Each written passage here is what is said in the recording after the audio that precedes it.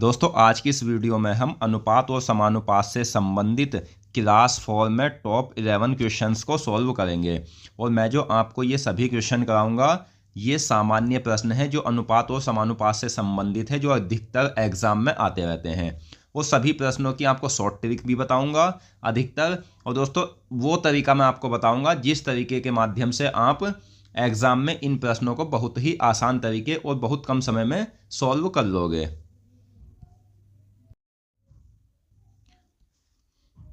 तो दोस्तों अगर आपको हमारी वीडियो पसंद आएगी या मैं जो आपको ये तरीके बताऊंगा क्वेश्चन को सॉल्व करने के वो समझ आएंगे तो आप हमारी वीडियो को लाइक करना, चैनल को सब्सक्राइब करना और कमेंट करके ज़रूर बताना कि आपको यह वीडियो कैसी लगी। तो हमारा जो फर्स्ट क्वेश्चन है वो है कि चार संख्याएं 4, 8, 12 और 22 को समानुपातिक बनाने के लिए प्रत्येक में निम्न में क्या जोड़ा जाना चाहिए। दोस्तों अगर आपको ये क्वेश्चन ऐसे दिया जाता जैसे 4:8 समानुपात 9 या कुछ भी दे देता कि इसे समानुपातिक बनाने के लिए क्या जोड़ा जाए, तो इसका जो तरीका होता है वो दूसरा तरीका होता है। लेकिन ये दिया है संख्या के रूप में, ये अनुपात के रूप में नहीं दिया है। तो ऐसे प्रश्नों में जहां ये पूछा जाए कि क्या जोड़ा जाए संख्या देकर या क्या घटाया जाए, तो इसकी मैं आपको एक ट्रिक बता देता हूं। वो ट्रिक आप एग्जाम में अप्लाई करना जिससे आप इस प्रश्न को बहुत कम समय में सॉल्व कर लोगे। वो ट्रिक क्या है, तो अनुपात और समानुपात में क्या होता है, जैसे ये चार संख्याएं आपको दी है ना, 4 अनुपात में बता रहा हूं, ऐसे नहीं दी है अनुपात के रूप में। तो इनमें यह होता है कि पहले की गुना तो होती है चौथे से और दूसरे की गुना होती है तीसरे से। तो जो ट्रिक हमारी बनती है वो ट्रिक ये है कि फर्स्ट गुना फोर्थ माइनस सेकंड गुना थर्ड बटे फर्स्ट जमा फोर्थ माइनस सेकंड जमा थर्ड। तो इस ट्रिक में अब हम ये मान रख देते हैं। तो पहली संख्या हमें क्या दी हुई है, तो पहली संख्या दी हुई है दोस्तों 4, चौथी संख्या है 22 माइनस दूसरी संख्या है 8, तीसरी संख्या है 12। उसी प्रकार से पहली संख्या क्या है 4 और चौथी संख्या है 22, तो इन दोनों को हम जोड़ेंगे तो ये 26 आ जाएगी, माइनस दूसरी संख्या है 8 और तीसरी संख्या है 12, दोनों को जोड़ेंगे तो 20 आ जाएगा। अब ऊपर 12 चौक 88 माइनस 12 अट्ठे 96 बटे 6। तो ये घटकर क्या आएगा, ये घटकर आएगा दोस्तों 96 से 88 घटाएंगे तो ये 8 आएगा बटे 6। तो ये प्रश्न का जो आंसर हमारा निकल कर आता है 2 चौक 4 और 2 तिया 6, 4/3 जो है इस प्रश्न का सही आंसर है। तो इस ट्रिक के माध्यम से आप इस प्रश्न को बहुत ही कम समय में सॉल्व कर सकते हो। अगर आपको ये प्रश्न समझ आया हो तो आप वीडियो को लाइक करना। अगला प्रश्न है हमारा, यदि 49 अनुपात x समानुपात x अनुपात 81 और 64 अनुपात y समानुपात y अनुपात 169 है, जहां x और y दोनों प्राकृत संख्याएं हैं, तो 2x जमा 3y का मान ज्ञात कीजिए। तो मैंने अभी आपको बताया इससे पिछले प्रश्न में कि इसकी गुना तो होती है इससे और इसकी गुना होती है इससे, यानी दूसरे की गुना तीसरे से होती है अनुपात और समानुपात वाले प्रश्न में, और पहले की गुना जो होती है वो चौथे से होती है। तो ये जब हम x की गुना x से करेंगे तो ये हमारा क्या आएगा x² बराबर 49 गुना 81। तो ये x का जो हम स्क्वायर हटाएंगे तो इधर जो है दोस्तों ये वर्गमूल चढ़ जाएगा 49 गुना 81 पर। तो 49 का जो वर्गमूल होता है वो 7 होता है, 81 का होता है 9, तो 9 सत्ते 63 जो है ये हमें x का मान मिल गया। उसी प्रकार से y का मान निकालते हैं, तो y² बराबर 64 गुना 169। तो y बराबर 64 जो होता है वर्गमूल किसका होता है 8 का, 169 होता है 13 का, तो 13 अट्ठे 104। ये आ गया दोस्तों y का मान, ये आ गया x का मान। अब हमसे क्वेश्चन में क्या पूछा है, तो इसमें पूछा है 2x जमा 3y, तो 2 का 2 की गुना किससे करेंगे, x से। x का मान क्या है 63, जमा 3 की गुना करेंगे y से, y का मान है 104। अब 26 63 की गुना 2 तिया 6, 6 दूनी 12, 126 आ गया। प्लस 3 चौक 12 का 2, एक ऐसे ही लिख देंगे क्योंकि 3 की गुना 0 से हो रही है, और एक ये हमारा हासिल है, और 3 निकम 3, तो 6 और 2 8, 2 और 1 3, और 3 और 1 4, तो 438 जो है दोस्तों वो इस प्रश्न का सही आंसर है, ऑप्शन सी। तो आपको ध्यान रखना है कि जहां आपको ऐसे मान दिया जाएगा तो उसमें जो है ना गुना आपको दूसरे की तीसरे से, पहले की गुना चौथे से करनी होती है।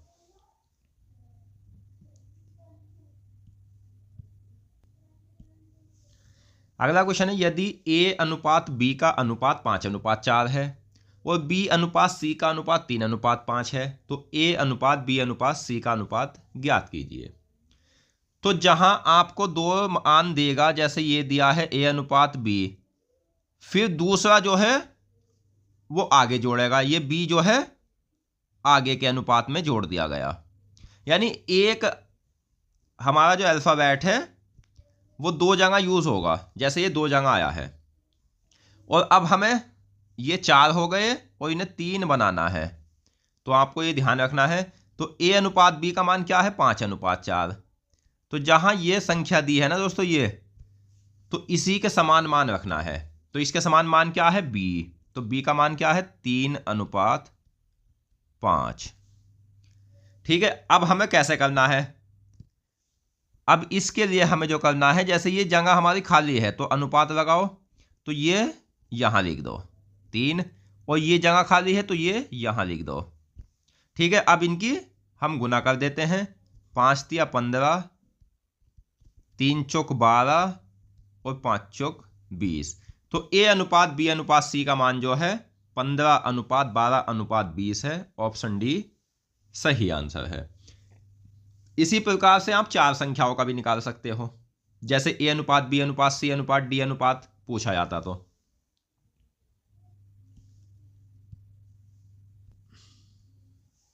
नेक्स्ट है a का 33% b के 55% के बराबर है, तो a अनुपात b का मान ज्ञात करो। तो इस प्रश्न को मैं पहले आपको समझा देता हूं, फिर यह बताऊंगा कि इसे एग्जाम में आपको कैसे करना है।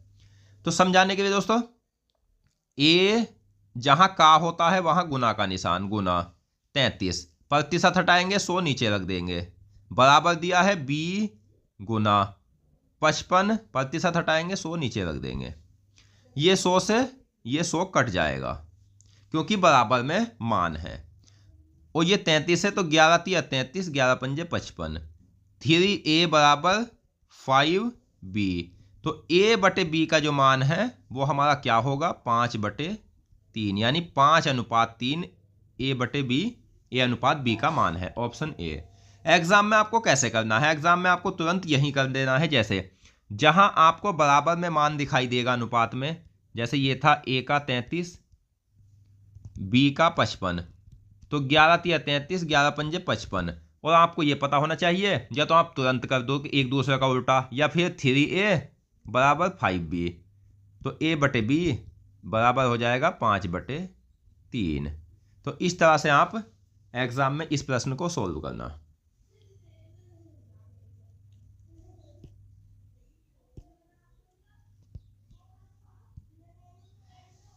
नेक्स्ट है, एक मिश्र धातु में सोने और चांदी के भार का अनुपात 17:3 है। यदि मिश्र धातु में चांदी का वजन 2.7 ग्राम है तो मिश्र धातु में सोने का वजन ज्ञात करो। तो दोस्तों मैं आपको बता देता हूं कि ये जो अनुपात और समानुपात बनता है, यानी ये जो दोनों अनुपात बनते हैं, ये कैसे बने हैं।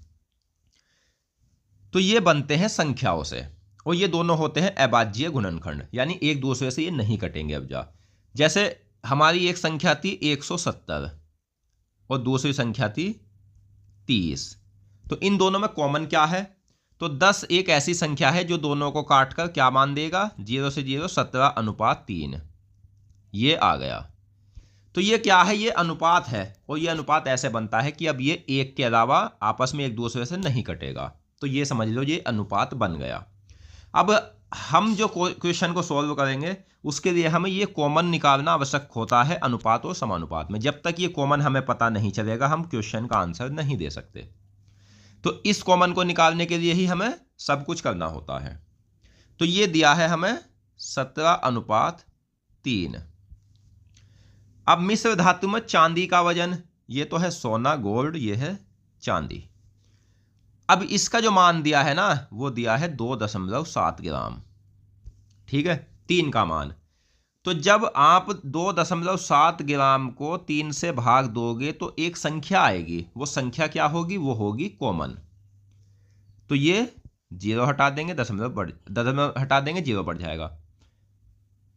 3 नम 27, 3 धम 30। तो ये आ गया हमारा 0.9। कॉमन जो है वो 0.9 है। अब पूछा है मिश्र धातु में सोने का वजन।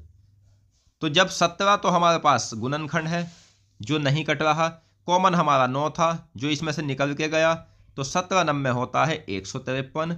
एक अंक के बाद दशमलव है तो एक अंक के बाद दशमलव, तो 15.3 ग्राम जो है वो सोने का वजन है। ऑप्शन बी सही आंसर है।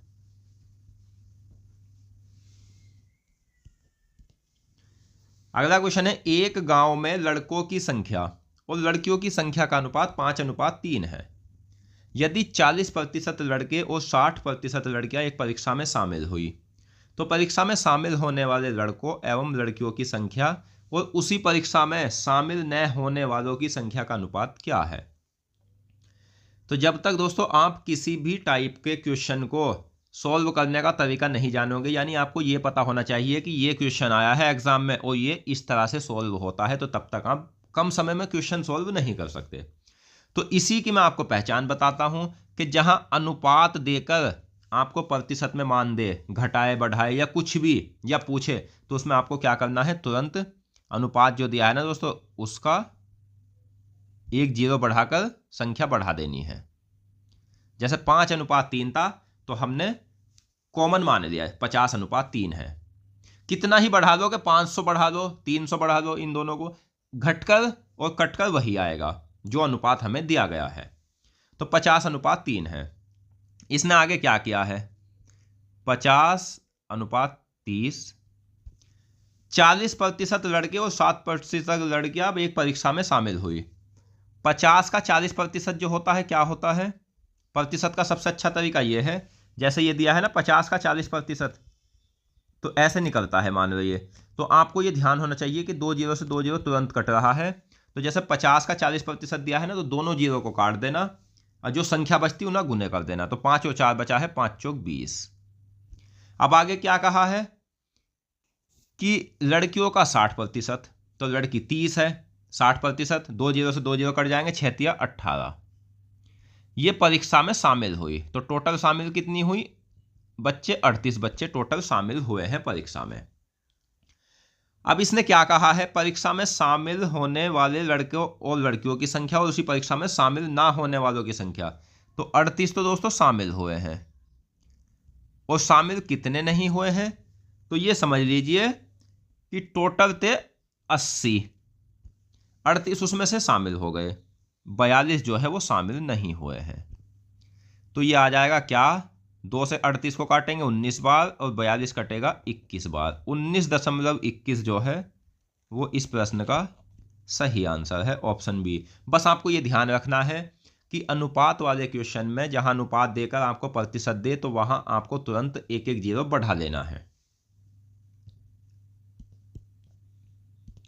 अगला क्वेश्चन है, यदि 2p = 3q = 4r = 5s है तो p अनुपात q अनुपात r अनुपात s ज्ञात कीजिए। तो दोस्तों ऐसे प्रश्न में प्रश्न की पहचान याद रखनी है, जब भी आप जल्दी कर पाओगे। जहां बराबर में सब कुछ देगा, यानी जैसे एक संख्या और अनुपात बराबर बराबर ऐसे देगा, तो आपको तुरंत उन सभी संख्याओं का लैसे निकाल देना है। तो 2 3 4 और 5 का लैसे क्या आएगा? इनका लैसे आएगा दोस्तों 4 और 15, 60 इनका लैसे है।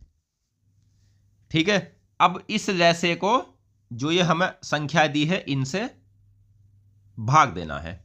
तो 60 को 2 से भाग देंगे 30 अनुपात 3, 60 से 3 को 20, अनुपात 4 से 60 को 15 अनुपात 60 से 5 को भाग देंगे 12।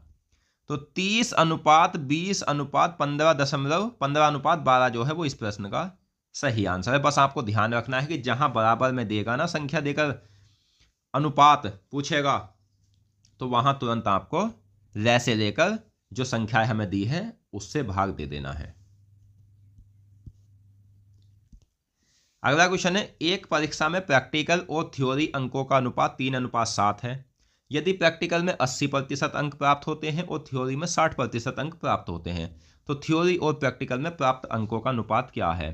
तो ऐसा क्वेश्चन मैं अभी आपको करा चुका हूं। तो इस क्वेश्चन का जो आंसर है दोस्तों वो आपको देना है हमें कमेंट बॉक्स में। तो इस प्रश्न का आंसर आप हमें कमेंट बॉक्स में जरूर देना। अगला क्वेश्चन है, ए और बी की आयु का अनुपात 3:4 है। 4 वर्ष पहले उनकी आयु का अनुपात 5:7 था। अब से 4 वर्ष बाद ए और बी की आयु का अनुपात क्या होगा? तो इस क्वेश्चन को हम दो तरीके से सॉल्व करेंगे। पहला तरीका क्या है? तो पहला तरीका यही है,